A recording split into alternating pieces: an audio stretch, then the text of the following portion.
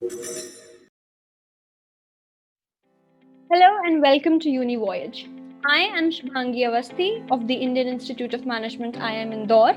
I am currently enrolled in the 5-year integrated program in management that the institute offers. Today I'm here to discuss a little about the important topics for the upcoming IPM aptitude test. So the IPMAT is divided into 3 major sections of questions, which comprises of questions from 2 areas of study that are quantitative ability and verbal ability. Talking about quant, we have questions from distance, time and work, averages, mixtures and allegations, roots, indices and surds, simple and compound interest, linear and quadratic equations, partnership, logarithms, geometry and mensuration, percentage, profit and loss, set theory, sequences and series, binomial theorem, permutations and combinations, probability, matrices and determinants, trigonometry, number system, data interpretation, and of course, time, speed, and distance. Coming to verbal ability, we have questions from paragraph completion, antonyms and synonyms, sentence correction and completion, word usage, parajumbles, verbal analogies, error identification, reading comprehension, fill in the blanks, and obviously grammar. Let us discuss something about important topics in each section. With less than 2 weeks at hand, you should definitely know where to focus your preparation and what topics need your undivided attention so that you can come out of the tunnel with flying colors. You must understand that IPMAT is not exactly a test of just knowledge. Rather, it tests your ability to fight time and pick out the right questions to attempt, thereby the negative marking. If they wanted you to attempt each and every question without fail, they certainly would not have kept the negative marking to deter students from achieving that feat. The ultimate goal lies in comprehending the situation well and performing to the best of your capabilities under tremendous pressure. You must know your strengths and weaknesses pretty well. Now, coming back to the agenda of important topics, let's begin with quantitative ability, shall we? Keep your basic concepts of arithmetic, geometric, and harmonic progressions crystal clear.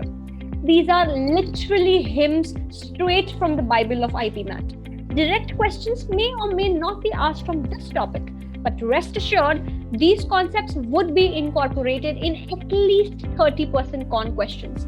They may ask a trigonometry question that cannot be answered if you don't know how to calculate the common ratio of a geometric progression. So go ahead and add sequences and series to your to-do list for today. Next, we have measures of central tendency. Now, these questions, they are the wolves of the forest. They don't hunt alone, they hunt in packs. 90% of all data interpretation questions are combined in sets of 4 to 5 questions, all of which test your skills of fast calculation. So, in-depth knowledge of the concepts of mean, median, and mode is an utmost necessity. Adding to the list of important topics, we have indices, surds, and logarithms. If you are one of those who slide across these topics as smoothly as butter itself, consider yourself lucky. These concepts come in handy in tackling multitudes of questions from varying topics. You won't get through 80% of the questions if you get overwhelmed when you see Mr. X and Miss Lock together.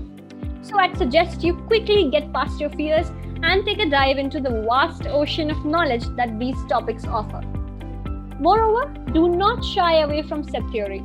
Venn diagrams are an excellent way to approach certain questions. Make sure you are well versed in the concepts of intersections and unions, since you might be greeted or haunted by them depending on your preparation. Also, this list would be incomplete without the mention of linear and quadratic equations.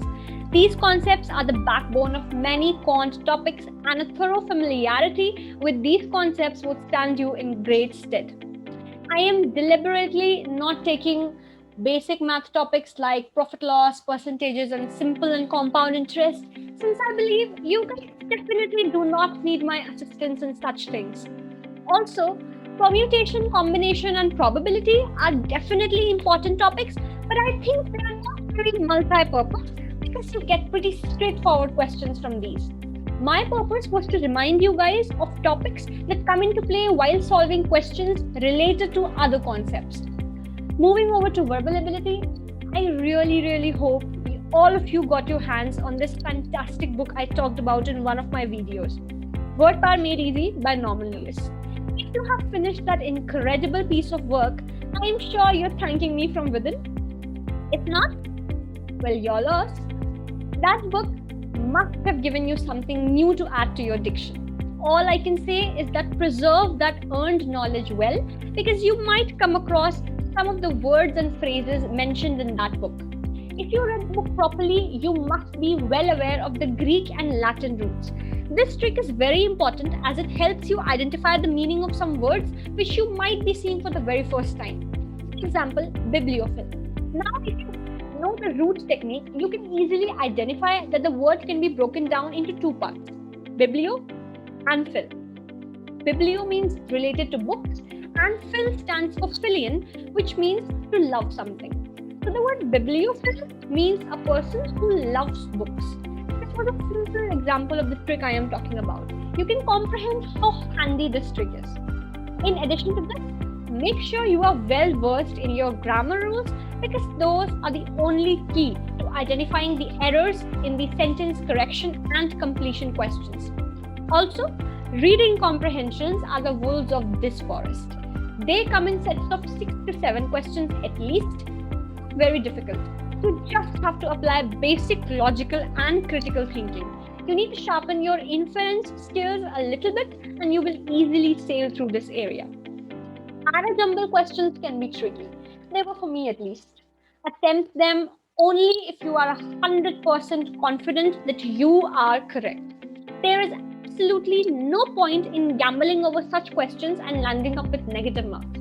Please do not go by the age-old trick. If it sounds right, it must be right. Trust me, it is not. Do not take any chances, because what is at stake is your career and not some silly truth or dare bet with your friends. So that's a wrap.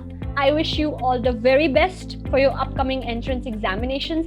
I sincerely hope that I get to see each one of you as my junior. Thanks a lot for your patient hearing. Take care, stay safe, and please don't forget to like, share, and subscribe to our channel.